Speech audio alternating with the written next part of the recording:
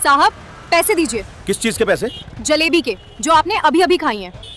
जिले की DM madam काजल वर्मा साधारण कपड़ों में दरोगा का पता लगाने के लिए कि दरोगा सही से ड्यूटी कर भी रहा है कि नहीं, यही पता करने के लिए डीएम मैडम सड़क पर गर्मा गर्म जलेबी उतार रही थीं। उसके हाथ रुकने का नाम ही नहीं ले रहे थे। तभी वहां बाजार का दरोगा अमित सिंह अपनी वर्दी में पहुंचा। वह सीधे काजल की रेहड़ी के पास आया। उसने बिना कुछ बोले एक प्लेट जलेबी की उठाई और एक किनारे खड़ा होकर खाने लगा। काजल ने पहले सोचा कि शायद बाद में पैसे देगा, लेकिन जब उसने जलेबी खत्म किए और जाने लगा तो काजल ने आवाज लगाई, साहब पैसे दीजिए, जलेबी फ्री में नहीं आती। पैसे किस बात के? तू मुझे जानती नहीं। काजल ने शांत स्वर में जवाब दिया, जलेबी के, जो आपने अभी अभी खाई है। अमित हंस पड़ा। उसकी आवाज ऊंची और ताने मारने वाली थी। अरे तुझे पता भी है मैं कौन हूं? मैं इस इलाके का दरोगा हूं। मुझसे पैसे मांग रही है? पुलिस वालों से भी पैसे लेगी? काजल ने आराम से कहा, साहब यहां जो भी खाता है पैसे देता है, चाहे वह कोई भी हो। यह सुनकर अमित का चेहरा लाल हो गया। उसे लगा जैसे इस औरत ने उसके सामने उसकी इज्जत उछाल दी। भीड़ भी धीरे धीरे इकट्ठा होने लगी थी और सब तमाशा देखने लगे थे। काजल ने दोबारा कहा, साहब मैं आराम से कह रही हूं, मेरे पैसे दीजिए दरोगा साहब। तुम्हें पता भी है कि मैं कौन हूं, 1 मिनट नहीं लगेगी। अंदर करने में बड़ी आई मेरे से पैसे मांगने। काजल ने शांत लहजे में कहा, दरोगा साहब आप किसी के साथ ऐसा नहीं कर सकते। दरोगा अमित सिंह ने गुस्से में आकर उसने अचानक काजल के गाल पर जोरदार थप्पड़ जड़ दिया। पूरा बाजार सन्न रह गया। लोग दबी जुबान में कहने लगे, ये तो हद हो गई, दरोगा साहब ने एक औरत को सबके सामने मार दिया। लेकिन भीड़ में से कोई आगे नहीं बढ़ा। काजल के गाल पर थप्पड़ का निशान साफ दिख रहा था, लेकिन उनकी आंखों में डर नहीं था। उन्होंने केवल अमित सिंह को घूर कर देखा और धीरे से कहा, इस थप्पड़ की गूंज बहुत दूर तक जाएगी दरोगा साहब। अभी तो आपने सोचा होगा कि ये एक आम औरत है, लेकिन आपको बहुत जल्द सच पता चलेगा। अमित सिंह ठहाका मारकर बोला, ओहो धमकी भी दे रही है। जा जा, ज्यादा नाटक मत कर, तेरा ठेला भी उठवाऊंगा और तुझे भी। इसके बाद वह वहां से निकल गया, लेकिन बाजार में सन्नाटा पसरा रहा। लोग अब धीरे धीरे बिखरने लगे, पर काजल चुपचाप खड़ी रही। उनके भीतर गुस्सा खौल रहा था। काजल ने उसी वक्त मन में तय कर लिया कि वह इस पूरे मामले को हल्के में नहीं लेंगी, लेकिन उन्हें अभी अपनी पहचान उजागर नहीं करनी थी। वह जानना चाहती थीं कि यह दरोगा और किसके साथ ऐसा करता है और इसके पीछे कौन कौन है। दूसरी तरफ दरोगा अमित सिंह को अपनी करतूत पर कोई शर्म नहीं थी, बल्कि वह थाने में बैठकर अपने सिपाहियों को बता रहा था, कल देखा तुम लोगों ने, उस औरत को सबके सामने सबक सिखाया।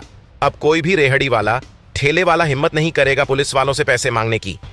सब सिपाही हंस रहे थे, लेकिन उनके चेहरों पर डर भी था, क्योंकि वे जानते थे कि अमित सिंह का गुस्सा खतरनाक है। काजल ने धीरे धीरे अपने कदम आगे बढ़ाने शुरू किए।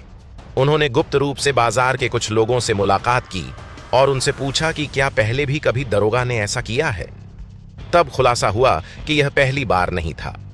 दरोगा अक्सर दुकानदारों से मुफ्त में सामान लेता था, पैसे नहीं देता था और विरोध करने वालों को धमकाता या मारता था। कई बार उसने छोटे दुकानदारों के ठेले भी उठवा दिए थे। ये सब सुनकर काजल का गुस्सा और भड़क उठा। उन्होंने तय कर लिया कि अब समय आ गया है कि दरोगा को उसकी औकात दिखाई जाए। इसी बीच दरोगा को पता लगा कि जिस औरत को उसने थप्पड़ मारा था वह कोई मामूली औरत नहीं थी। उसे यह खबर उसके ही एक सिपाही ने दी, जिसने काजल को पहचान लिया था। जैसे ही उसने सुना कि वह महिला डीएम काजल थीं, उसका रंग उड़ गया। उसके हाथ कांपने लगे, लेकिन अगले ही पल उसने खुद को संभाला और बोला, अगर वह डीएम भी है तो क्या हुआ, मैं डरने वाला नहीं हूं। मेरे पीछे बड़े बड़े लोग हैं, कुछ नहीं बिगाड़ पाएगी मेरा। अमित सिंह अपने थाने में बैठा चाय पी रहा था।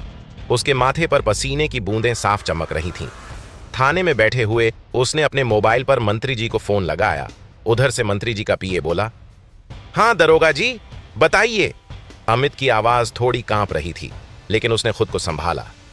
भाई साहब मुझे जरूरी काम है, मंत्री जी से तुरंत मुलाकात करनी है, मामला बड़ा है। पीए ने हल्की हंसी में जवाब दिया, आपके लिए तो मंत्री जी हमेशा फ्री हैं। उसी समय दरोगा अपनी बाइक लेकर मंत्री जी से मिलने के लिए निकल पड़ा।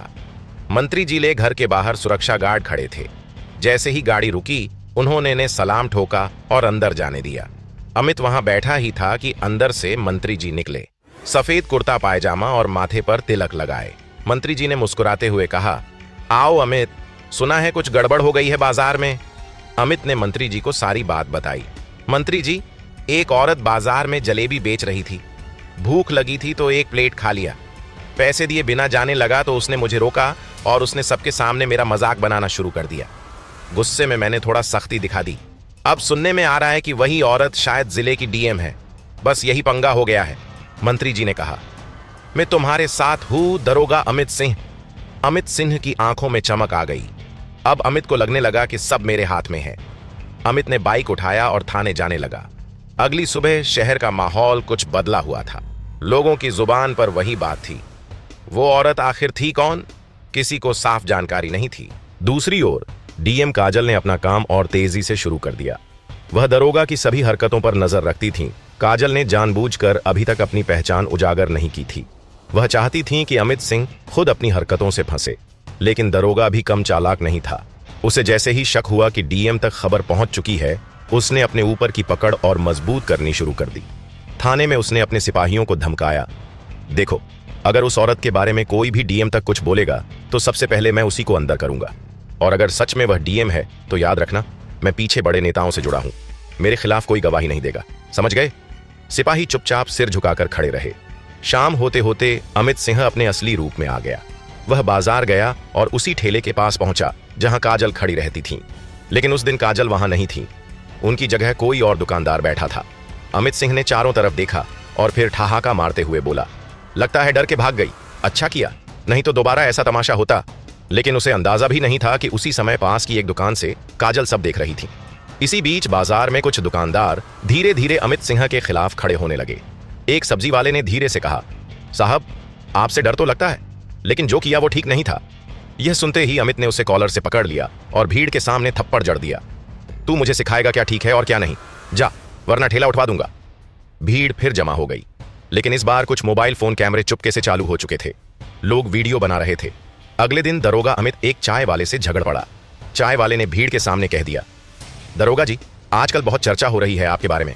कहते हैं कि आपसे जिसने जलेबी के पैसे मांगे थे वो कोई आम औरत नहीं थी। यह सुनते ही अमित बुरी तरह तिलमिला गया। उसने चाय वाले की के ठेले को तोड़ दिया, उसे लाठी से पीटना शुरू कर दिया। बाजार में अफरा तफरी मच गई, लेकिन इस बार लोग भागे नहीं। कई लोगों ने अपने मोबाइल फोन से पूरा वीडियो बना लिया। अगली सुबह बाजार में वही ठेला, वही जलेबी और वही काजल, सादे कपड़ों में, हाथ में ताजी गर्म जलेबी की प्लेट लिए मुस्कुराती हुई भीड़ के बीच खड़ी थीं। जलेबी की खुशबू चारों तरफ फैल रही थी। ग्राहक बढ़ चढ़कर आ रहे थे। काजल अपने काम में पूरी तरह मग्न थीं। तभी वहां अचानक एक काले रंग की कार आकर रुकी। गाड़ी से मंत्री जी उतरे, सफेद कुर्ता पायजामा और माथे पर तिलक। मंत्री जी सीधे काजल की जलेबी की दुकान के पास आए और ताजा जलेबी लेकर खाने लगे। काजल ने एक पल के लिए गहरी सांस ली और सीधे मंत्री जी की तरफ बढ़ी और बोली, मंत्री जी, कल दरोगा अमित ने मेरे साथ गलत व्यवहार किया, मुझे थप्पड़ मारा। अगर आपने कुछ नहीं किया तो कल वह किसी और के साथ ऐसा कर सकता है। मैं चाहती हूं कि आप कुछ करें।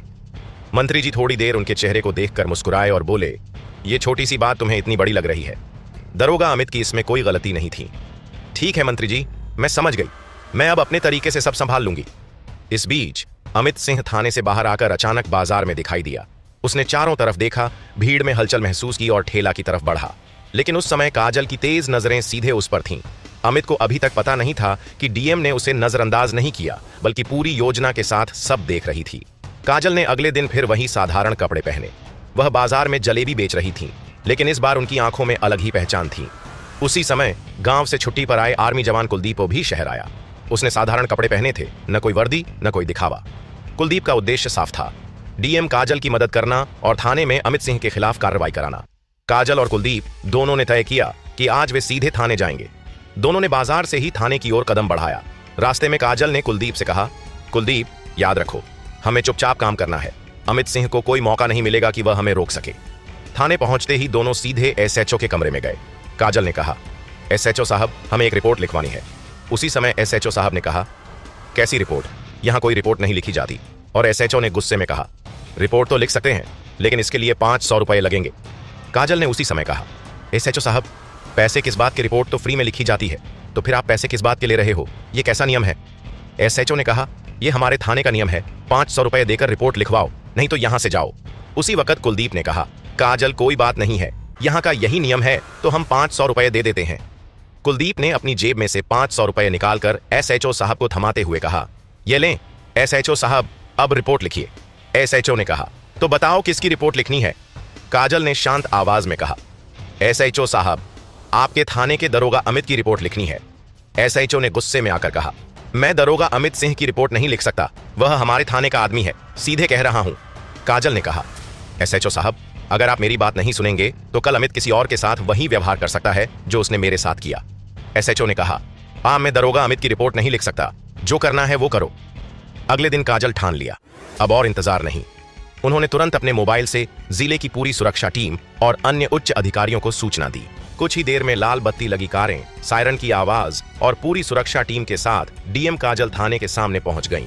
काजल ने अपने साधारण कपड़े पहने हुए थे, उनके चेहरे पर आत्मविश्वास था।